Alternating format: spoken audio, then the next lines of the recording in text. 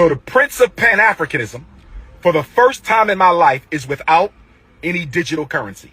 So for my loyal supporters out there, if you can spare a few dollars so I can take care of Queen Mother Ifa Tunde and myself until my bank account is frozen or canceled so I can get my money back and open up a new account, please hit my Apple Pay or hit my PayPal. I don't think the idea that Dr. Umar is broke or is having financial issues is a laughing matter. What it really highlighted for me is the issues that Pan-Africans have in general in terms of managing revenue and managing finances and monetizing their content and getting financially stable so that things like this do not happen.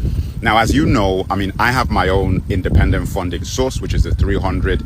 You can comment 300, the number 300, if you want to become part of that. I'll tell you about that at the end of this video. But the point is, I recently had an interview with the African Stream CEO, and he was explaining to me that one of the biggest mistakes that they made is the fact that they did not think about finances when they were building their platform. They didn't think about independent funding. And if they'd had something like I had, they would actually have been safe and secure. When I look at what's happening to Dr. Umar, I think it's ridiculous that people are laughing and making fun of him.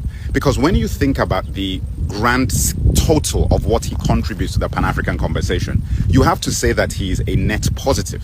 Regardless of how you feel about the school, how you feel about the donations that have been made and the fact that the school doesn't yet exist, whether you feel this, that, and a third, he produces or he puts more into the community in terms of conversation and thoughts than he takes out of it. Regardless of how you feel, you should look at this with some level of empathy and sadness that somebody in his position, the way I feel, is that he gets on platforms and makes people go viral.